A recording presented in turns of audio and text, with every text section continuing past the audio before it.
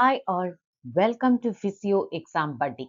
This video is on the hypothalamus. Hypothalamus, it constitutes a portion of the anterior end of the diencephalon and it lies below the hypothalamic sulcus and in front of the interpedunculae nuclei.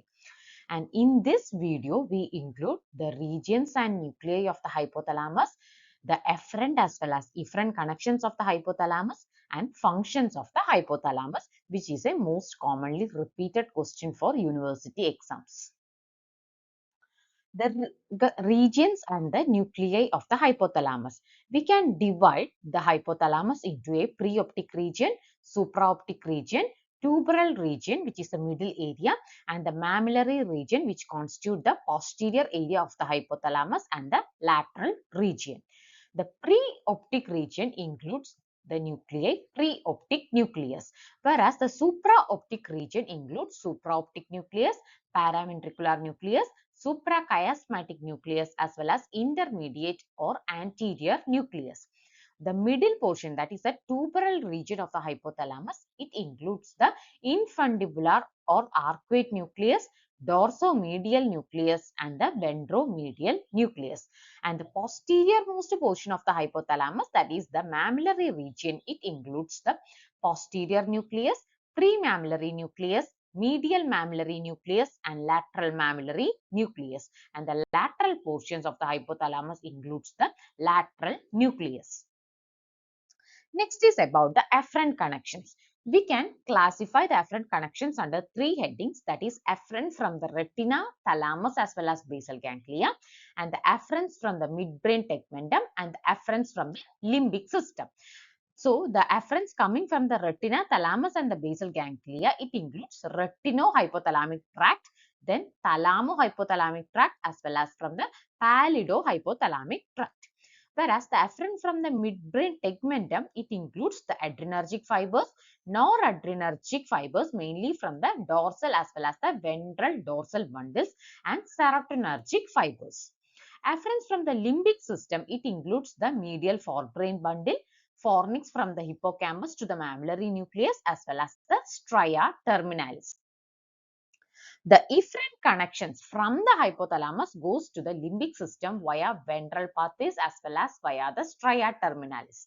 And the efferents from the hypothalamus to the thalamus will enter through the mammillothalamic tract.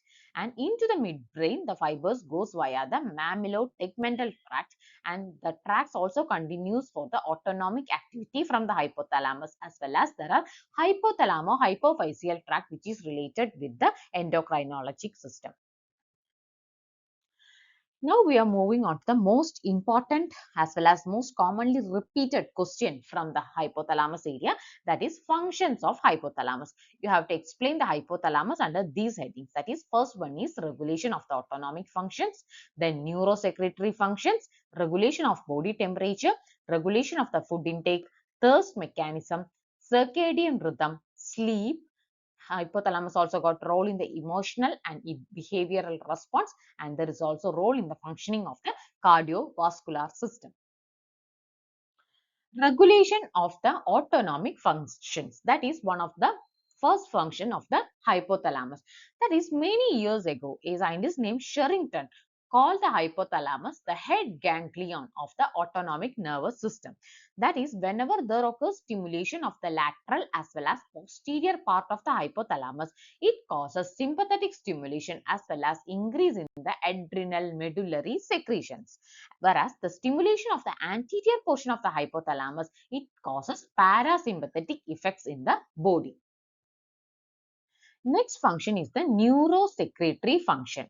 That is, the posterior pituitary secretions, which includes the oxytocin as well as vasopressin, as well as the control of the anterior pituitary secretion, occurs from the hypothalamus, mainly from the supraoptic as well as the paraventricular nuclei. And the hypothalamus itself secretes the certain hypothalamic hormones like corticotropin releasing hormone, thyrotropin releasing hormone, growth hormone releasing hormone, growth hormone inhibiting hormone, then GnRH, that is gonadotropin releasing hormone, prolactin inhibiting hormone as well as prolactin releasing hormone. Next is about the regulation of the body temperature. This hypothalamus got a heat loss center as well as a heat conservation center.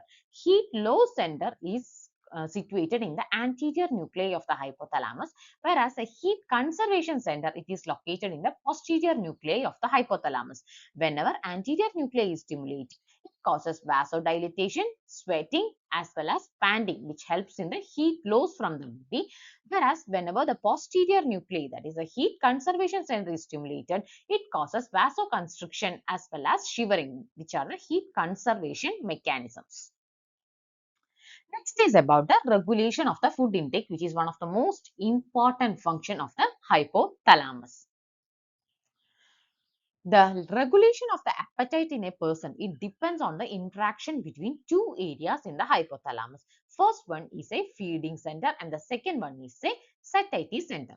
The lateral one is the feeding center, which is located in the bed nucleus of the medial forebrain bundle at its junction with the palidohypothalamic fibers. I am repeating, lateral feeding center, it is located in the bed nucleus of the medial forebrain bundle at its junction with the palidohypothalamic fibers. And whenever the feeding center, that is a lateral feeding center, is stimulated, it results in eating behavior in a subject.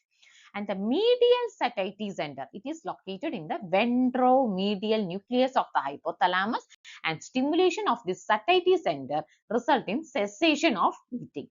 So it is thought that the feeding center is usually chronically active, and this action of the feeding center, it is transiently inhibited by the activity of satiety center after the ingestion of food.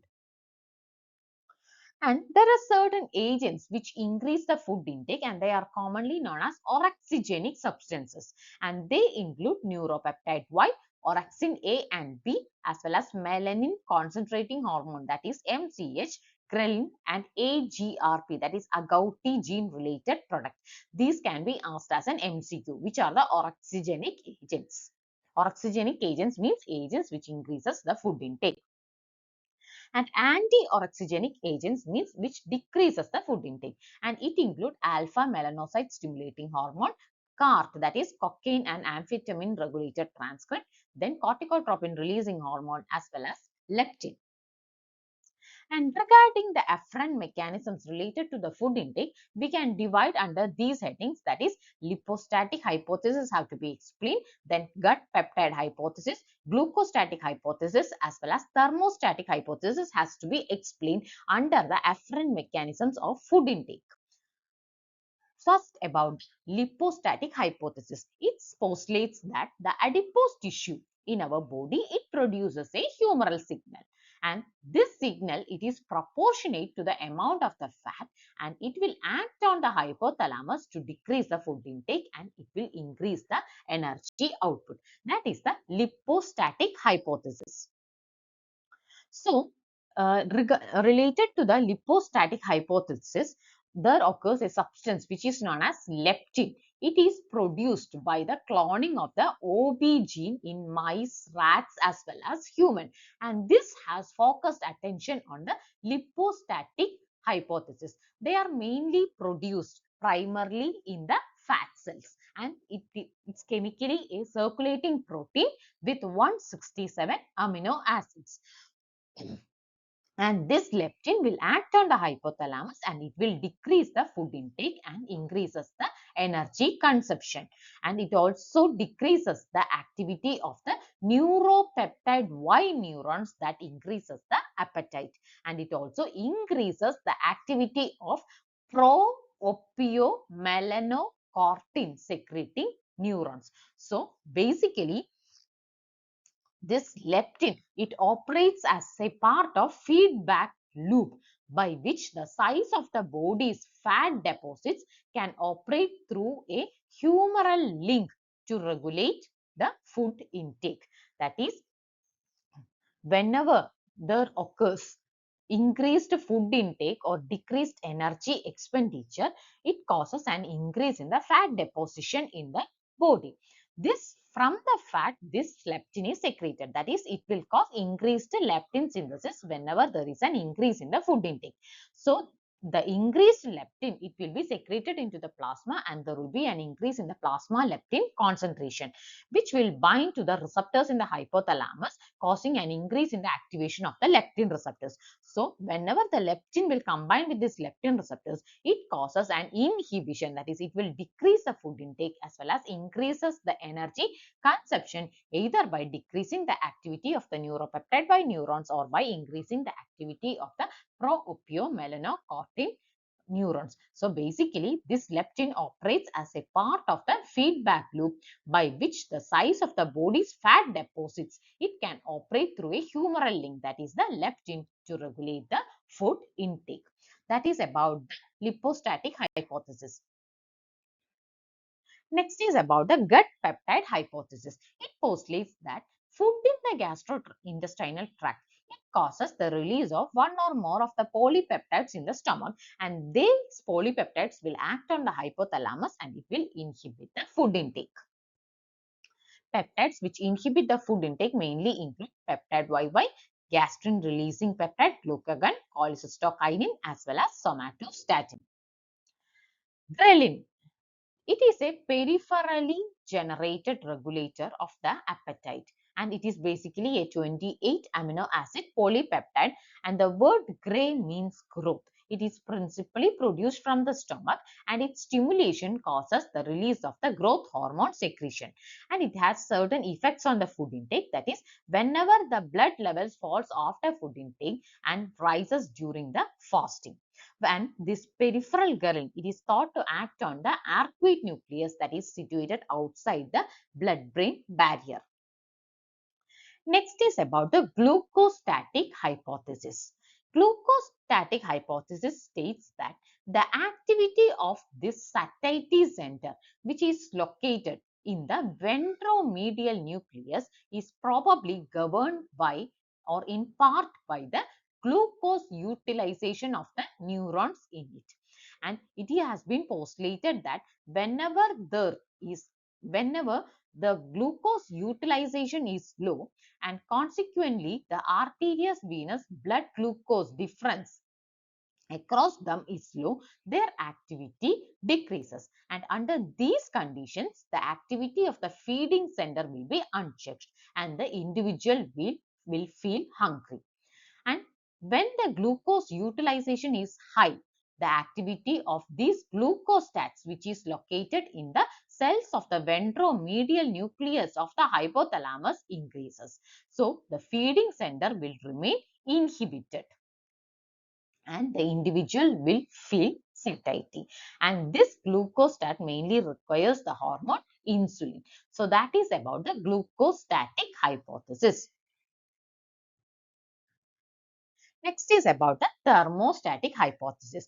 It is postulates that a fall in the body temperature, that is in case of cold climate, below a given set point, that is fall in the body temperature below a given set point. For example, in case of cold weather, it will stimulate the appetite, and a rise of the temperature above the set point, it will inhibit the appetite. That is the thermostatic hypothesis of the food intake. Next function of the hypothalamus is that it will control the thirst mechanisms operating in the body, and the drinking is mainly regulated by detecting the changes in the plasma osmolarity as well as the changes in the extracellular fluid volume. And the water intake will increase in case if there occurs an increase in the effective osmotic pressure of the plasma, or whenever there occurs a decrease in the extracellular fluid volume, and certain psychological factors are also thought to increase the water intake. And this osmolality, that is the change in the plasma osmolarity, it is detected by osmoreceptors, which is located in the anterior hypothalamus. So these osmoreceptors is capable of sensing the osmolality of the body fluids. And this decrease in the ECF volume also stimulate thirst by a pathway, but it is independent of that mediating the thirst in response to the increase in the plasma osmolarity. That is, osmolarity which act via the osmoreceptors through the anterior hypothalamus, it is exactly different from those which causes water intake because of the changes in the ECF volume. That is, changes in the ECF volume regulating water intake, it is independent of the osmoreceptors. And this ECF volume changes, it is partially mediated via our renin-angiotensin system. Thus, the hemorrhage that causes increased drinking, even if there is no change in the osmolality of the plasma, occurs because of the changes in the ECF volume. And the effect of the ECF volume on depletion of the thirst, it is mediated in part via our renin-angiotensin system. Whenever there occurs hypertonicity or increase in the plasma osmolality, the osmoreceptors, which is located in the anterior hypothalamus, is stimulated and it will cause an increase in the thirst. Whereas the hypovolemia, that is any change in the ECF volume, it is thought to stimulate the baroreceptors as well as angiotensin II secretion, and thereby causes an increase in the stimulation of the hypothalamus, thereby increasing thirst. So this renin secretion, that is, hypothalamus usually causes an increase in the renin secretion, which is increased by this hypovolemia, and this results in an increase in the circulating angiotensin II, and this angiotensin II will act on the subpharyngeal organs, which is a specialized receptor area in the diencephalon, and it will cause the stimulation of the neural areas concerned with the thirst. Whereas some evidence also suggests that it acts on the organum vasculosum of the lamina terminalis as well. And these areas are highly permeable and are the two of the circumventricular organs which is located outside the blood-brain barrier. So, by acting on these centers, it causes the thirst. And there is a condition which is known as prandial drinking, means intake of the liquids. It will be increased during eating. That is, during eating, there occurs an increase in the intake of liquids, which is known as the prandial drinking. And the reasons contributing to the prandial drinking are either due to increase in the plasma osmolarity following food absorption, or because of the actions of the gastrointestinal hormones on the hypothalamus. And whenever there occurs lesions in the anterior hypothalamus or in the region of the osmoreceptors, it will cause a decrease in the fluid intake, which will manifest as dehydration. And there are certain other factors which also regulate the water intake, which include psychological as well as social factors. Then any dryness of the pharyngeal mucosa can also stimulate the thirst mechanisms, and the pharyngeal or gastrointestinal metering can also cause an increase in the water intake. Next function of the hypothalamus is regarding circadian rhythm. That is, most cells in our body operate via a circadian rhythm except our liver cells. So, the biological clock is mainly situated in a paired suprachiasmatic nucleus of the hypothalamus, and these nuclei receive information about the light-dark circle via a special pathway, that is the retinohypothalamic fibers that pass from the optic chiasm to the suprachiasmatic nucleus. And the efferents from the suprachiasmatic nucleus will initiate certain neural as well as humoral signals that entrain a wide variety of well-known circadian rhythms. And these rhythms include the rhythms in the secretion of the ACTH hormone as well as other pituitary hormones. And sleep-wake cycle is the one which is related with the circadian rhythm, that is sleep-wake cycle, then activity patterns in an individual, and the secretion of the hormones, that is a pineal hormone melatonin, also is related with this circadian rhythm. And the nocturnal peaks in the secretion of this melatonin appear to be an important hormonal signal entraining other cells in the body. Next function of the hypothalamus is related with the sleep. We have studied already in the sleep that there are three zones which is responsible for the sleep. First one is located in the diencephalic sleep zone. Second one is located in the medullary synchronizing zone in the reticular formation of the medulla, which is at the level of the nucleus tractus solitarius. And the third zone, it is located in the basal forebrain area, which includes the preoptic area as well as a diagonal band of Broca. And stimulation of these areas will produce sleep irrespective of the frequency of stimulation. Next function of the hypothalamus is regarding the emotional as well as behavioral response. That is, it got a very important role along with the limbic system in the sexual behavior, emotions like fear as well as rage, and the motivation. And their afferent organs are mainly from, afferents comes mainly from the sense organs as well as from the neocortex. And the integrating centers of these functions, they are mainly located in the limbic system as well as in the hypothalamus. And the last function is their role in the functioning of the cardiovascular system.